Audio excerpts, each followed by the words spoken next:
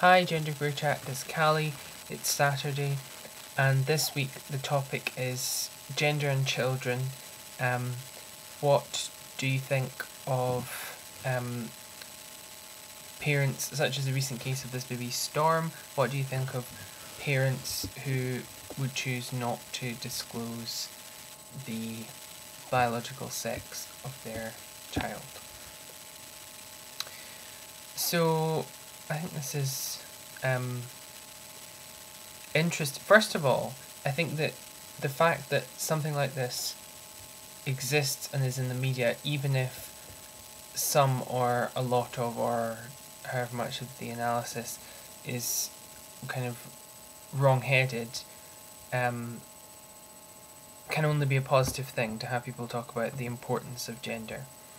to someone's upbringing and life. But I'm not sure if, and that's really, by having it debated in the public sphere is the only way that these kind of issues can move forward. But at the same time, I think if I was this person, Storm, then I don't know if I would want to grow up with that amount of media attention having been focused, because I'm sure there'd be like follow-up stories of,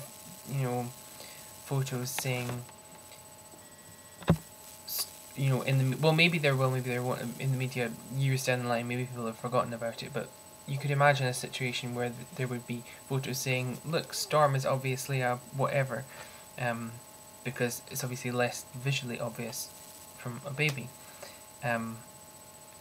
what kind of sex characteristics they may have, whether they're male or female or intersex, somewhere along there. So I'm not sure I would want to, if it was me, I'm not sure I'd want to grow up with that. But that having been said, I could also see the advantages of having that, because you wouldn't experience the same disadvantages of living as a member of a particular gender. See, I don't know how this is going to apply to the baby's life, but suppose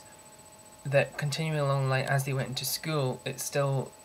their parents chose some kind of set of gender neutral pronouns for them, and they were, I'm using they at the moment in this example, singular they,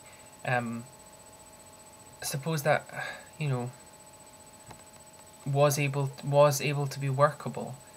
that people just didn't ask about your gender, that would be great if everybody in your life accepted it, but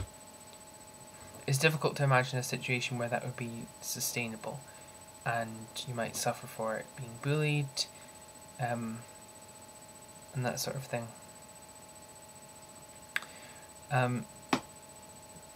So when our society is so obsessed with categorizing people in the gender binary, I don't know how this person's parents see this as being a sustainable existence. But it's nice to think that at some point it might be the case that we don't ask about a person's gender, that we see that as, we don't ask about a person's sex. We can ask a lot of questions about a person's gender and their personal experience of their gender, and people kind of explore that with reference to one another. But maybe we have a situation where what is going on with a person's body and genitals and whatever is seen as a private matter, and I would like that to be the situation at some point in the future. But and this, I was reading a while back a blog post by someone who is trans about it was a response to radical feminists saying that in a world without gender,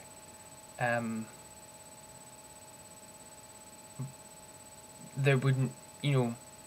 a response to the idea, I don't know if there's a particular radical feminist being quoted, a response to the idea that in a world without gender,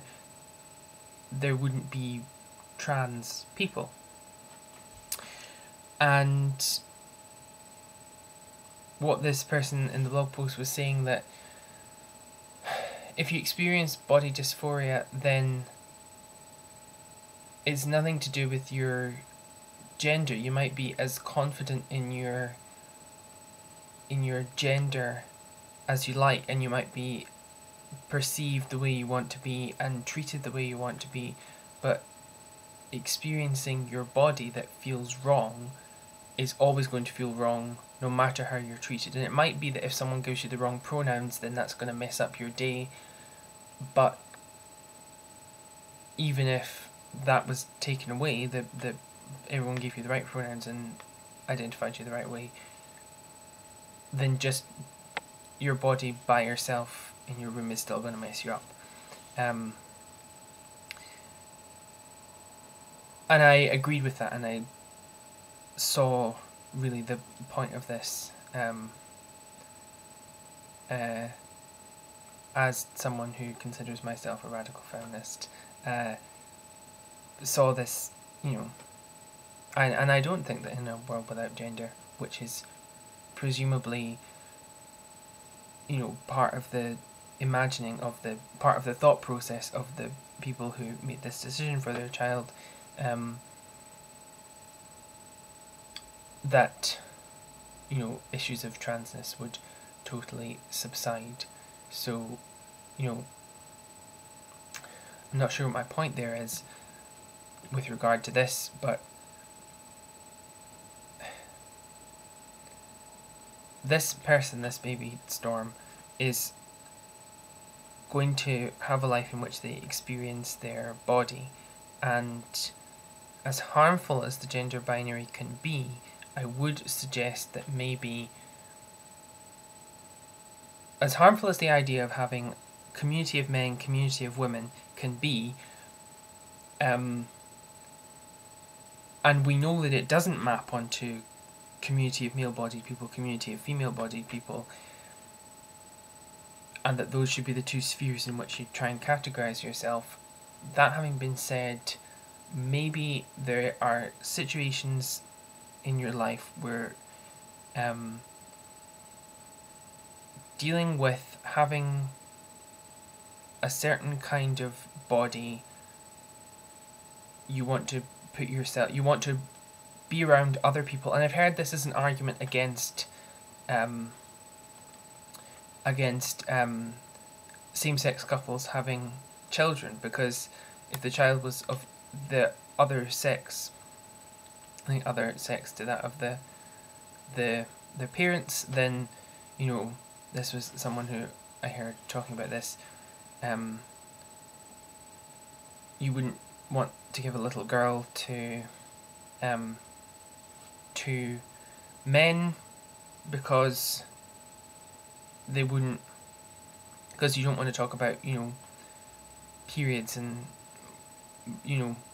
the ins and outs of female biology with your dad. And there's many reasons I don't think that's true. I don't think there's any reason you can't talk about this stuff with your dad, and even if you don't, if you want to talk to someone who has had it firsthand, then there are obviously going to be female body people in your life. But what I'm saying is, maybe there are some benefits to being around, in some aspect, people who have the same gendered, and what in the second article, I'm going to put them down there, there are going to be some benefits to people who are having the same gendered experience as you. In the second article it says that the people around this baby know and respect the baby's gender. It's just that it's not being broadcast to the world. It's a kind of private, personal, family thing. So the point of all that whole last rambly bit was, if your gender was just a secret to yourself, then the idea, the position I was trying to represent, not very well, was that it would be a disadvantage to have your gender be a secret because you couldn't relate to other people. But the point is, you don't really have the same experience of gender as a baby as you do as an adult, because gender is the product of socialization, which this baby hasn't even finished experiencing yet. And if the point of not telling anyone the gender of the baby is so that it doesn't get socialized into either of the two roles that society prescribes and limits itself to, then maybe that would be a good thing, and maybe that would be something that you would want for your child and would want for yourself. Okay, I hope I managed to get that point across without repeating or interrupting myself too much. I find this a really stimulating topic to think about and talk about. And yeah, I'll see you next week.